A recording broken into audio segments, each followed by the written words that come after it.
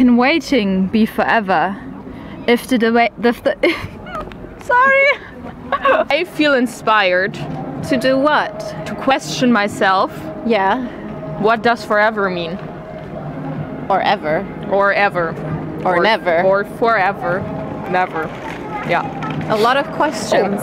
We both do think it's quite beautiful, actually. Yeah. It's a very unique poem. It makes me think about my life in general. Because often we use the word, well, this day is forever the best day of my life. I will never do this. But actually, what does it even mean? Like, what is forever? What is ever? What is never? Does forever awake a kiss or kill a death? Does forever string the light beams to bend? Is forever in a hope? If not, does it remember then? Does forever contain the universal destiny of men? Can waiting be forever if the awaited never come? Can loving be forever, even after the love is done? Can anything be forever? Does everything turn to dust? Can time be forever when time is outrun? Is forever a question that is answered, or an answer questioned in return? Is forever in the water that flows, or in the fire that burns? For whatever reason is ever, forever and forever, is ever a difference? Forever and never, who is longer? Forever and a day, does it sound absurd?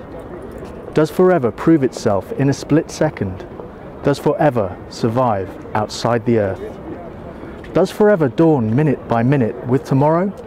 Does forever outlive the span of my soul? Does forever fill up the black hole? Does forever decide between yes and no? Well, because this poem is asking so many questions, I think that you're searching for something and you want to try to find the answer to it.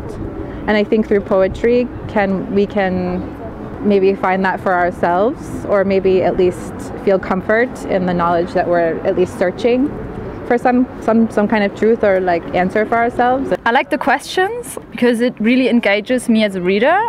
It makes me really think, okay, what is my opinion on this one?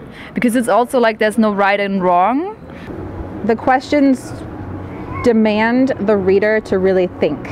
It's a bit hard to read, that's one thing. I have to really think about what is being said here, and it's not easy poetry. It's very in-depth, and the segmentation of the sort of different ideas as it flows through it flows to an unopened questioning of time, the relation of mortality to it.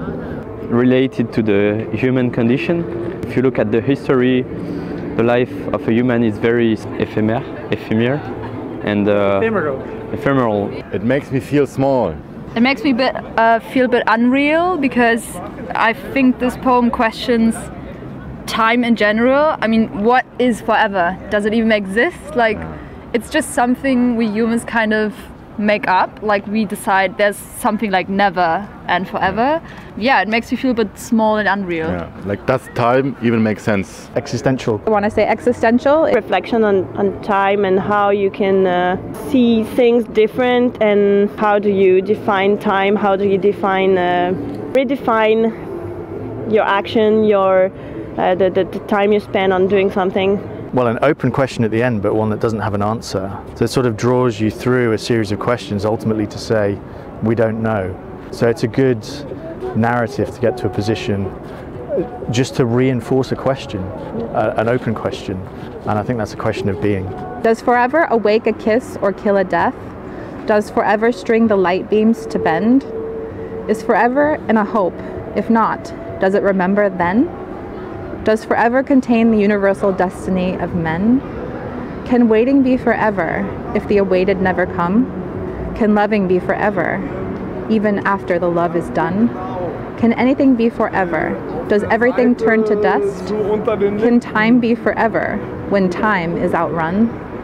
Is forever a question that is answered, or an answer question in return? Is forever in the water that flows, or in the fire that burns? For what reason is ever? Forever and forever? Is ever a difference? Forever and never?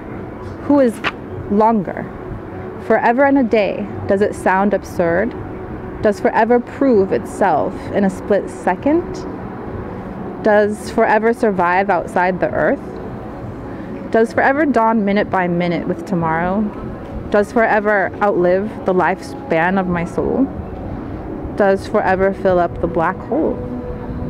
Does forever decide between yes and no? Forever and forever is ever a difference. First, in the way it's written, I like it. Can the waited be forever if the waited never come? Cannot wait for the forever if you should not expect that it never come. Forever and never, who is longer? Yeah, This is that interesting. one's interesting. That one got me. Yeah, and I'm a bit romantic. I love the can loving be forever, even after the love is done. I think love can be forever.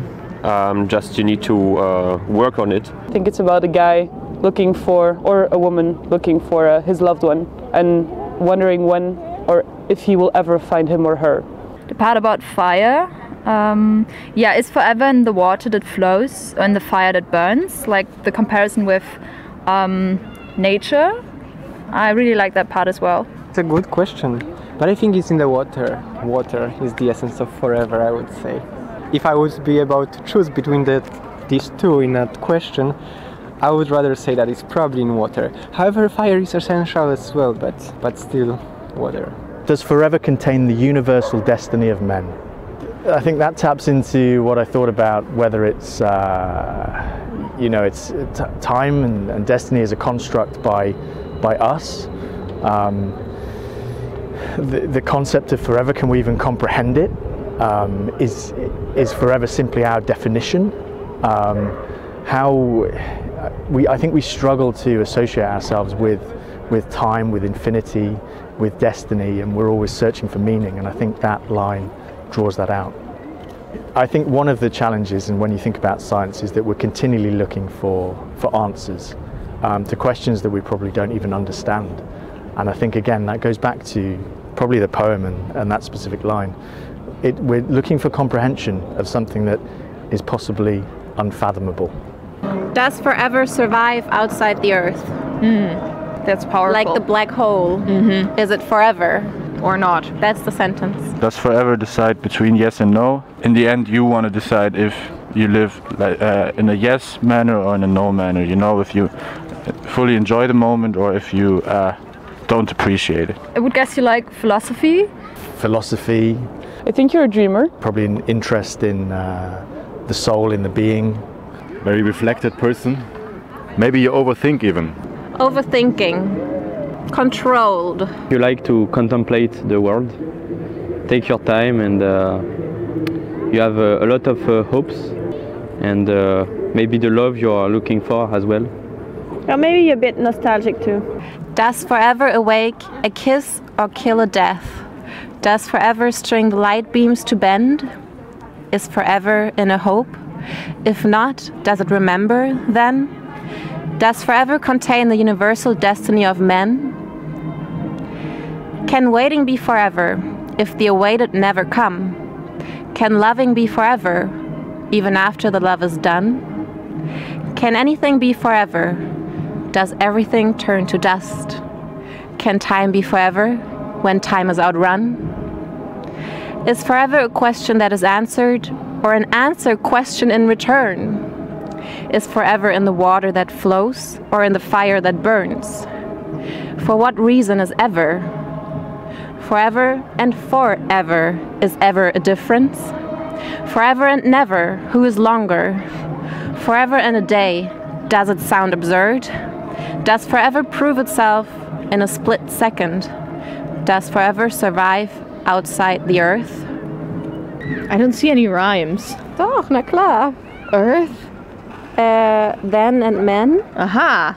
Whole and no. And soul and tomorrow. That doesn't rhyme. But it sounds. That's what we call in German unclean rhyming. Always at the beginning of the sentence you mention the forever.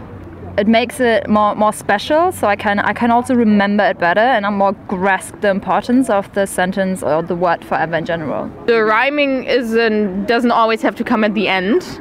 The forever and forever and forever so it can in also, the beginning. Yeah, in the beginning. Can also rhyme. And that's also a rhyme. Should just sound like music and not like the traditional rhyming.